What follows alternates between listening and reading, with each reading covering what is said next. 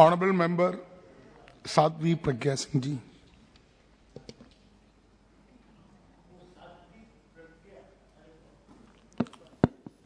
No comment, no comments. धन्यवाद अध्यक्ष Yes, ji. ma'am. Please. संविधान अनुसूचित जनजाति आदेश तीसरा संशोधन 2022 इस विषय पर मुझे बोलने के लिए अपने अवसर दिया, बहुत बहुत धन्यवाद। महोदय, अंत्योदय दीनदयाल जी की अंत्योदय योजना, इसमें क्रियान्वित उच्च विचार के साथ क्रियान्वयन भी होता है। हमारी सरकार इसको मुख्य रूप से लेती है और दीनदयाल योजना के अंतर्गत जो पंक्ति में अंतिम व्यक्ति है, जो कहीं से भी अगर पीड़ित है, वंचित है, शोषित है, गरीब है, किसी प्रकार से उसको योजनाएं नहीं मिल रही हैं, विकास करने का अवसर नहीं मिल रहा है, उसको ये अवसर प्रदान किया जाता है। हमारी सरकार में इस बात पर ध्यान दिया जाता है। और इसी के अंतर्गत जो हमारा आदिवासी क्षेत्र, वनवासी क्षेत्र और इन पर जिस प्रकार से अनुसूचित जाति और जनजाति का भी विशेष तौर पर ध्यान दिया जा रहा है, उनके लिए भी हम एक महत्वपूर्ण कदम उठाते हैं। और वह महत्वपूर्ण कदम यह है कि हम उनके लिए चिंतित हैं, हम उनके विकास के लिए अपनी बात कहते हैं। हमारे क्षेत्र में अगर कहीं किसी प्रकार से कोई दिक्कत है तो हम सांसद लोग इस विषय को उठाते हैं।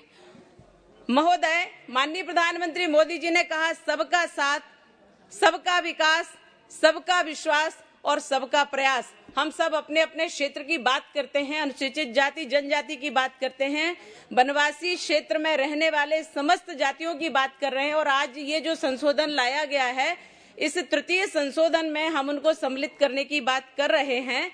तो इसके ही अंतर्गत एक विषय जो मैं अपने क्षेत्र का कहना चाहती हूँ कि भोपाल, सीहोर और रायसेन, ये 3 जिले हमारे रजत समाज जो धोबी समाज है उसको सम्मिलित करने के लिए 17 देश के 17 प्रदेशों में इसको सम्मिलित किया गया है। अनुसूचित जाति में पिछड़े वर्ग में थे, अनुसूचित जाति में सम्मिलित किया गया है, परंतु मध्य प्रदेश में सिर्फ 3 जिले हैं।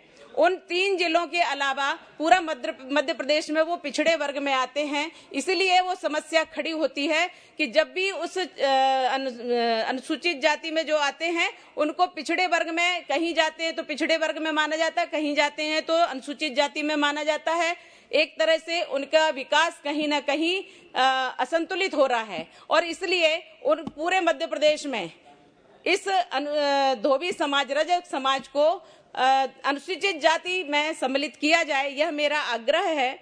और इसके साथ ही मैं ये कहना चाहूंगी, कहीं भी उनको शिक्षा, स्वास्थ्य, उनके विकास, उनकी उन्नति और सब प्रकार से उनके विकास को देखते हुए उसमें उनको आगे बढ़ाने का हम सब मिलकर के प्रयास करते हैं। हम किसी विशेष जाति के बंधन में नहीं बंधे। जैसे हमारे बंधु अभी कह रहे थे कि मनुवादी लोग, तो मनुवादी कौन लोग हैं ये स्पष्ट करें, नहीं तो ऐसे शब्दों का प्रयोग ना करें। क्योंकि एक तरफ वो कह रहे हैं कि गुर्जर मुस्लिम, एक तरफ कह रहे हैं कि मनुवादी। इसका अर्थ क्या है? हम किसी जाति के बंधन में नहीं। मैं कहती हूँ मेरी परिभाषा विस्तृत है, वसुदेव कुटुंबकम की परिभाषा है, और हम वसुदेव कुटुंबकम की परिभाषा को मानते हुए विश्व को अपना भाई मानते और उनके निरोगी होने की कामना करते हैं। हमारे भारत में ये भेद नहीं।